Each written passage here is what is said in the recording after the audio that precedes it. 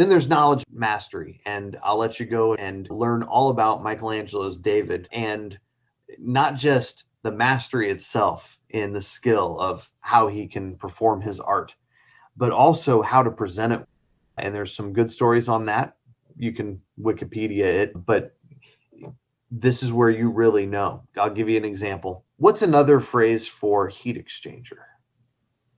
Another phrase for a heat exchanger? That's right. In a high efficiency furnace, what is a more specific way to represent in words a heat exchanger? Okay, no, it's okay. Like, you can perform your duties just fine without knowing this fact.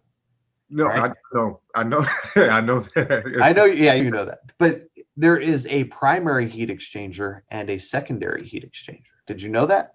Yeah, I know that. I didn't know it was. I didn't know the difference was the secondary and the primary. I thought you were using like another term instead of heat exchanger. Okay, let me take it just a little bit further. Describe a secondary heat exchanger for me. Now, that I cannot do. Okay. All right. So the primary heat exchanger is very similar to any heat exchanger in a efficient or very inefficient furnace. It's where you have a metal that can take a flame on one side and heat the air on the other side. Okay, simple enough.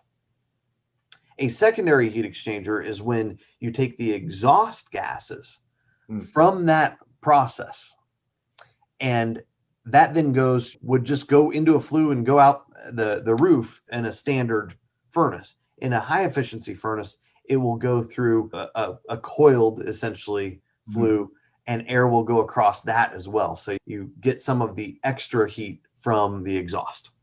That's a secondary heat exchanger. That's the idea. And once you have knowledge mastery of this stuff, you might also find, if you go and read some of those competitors' policies, you might find that some of our competitors exclude secondary heat exchangers. Whoa.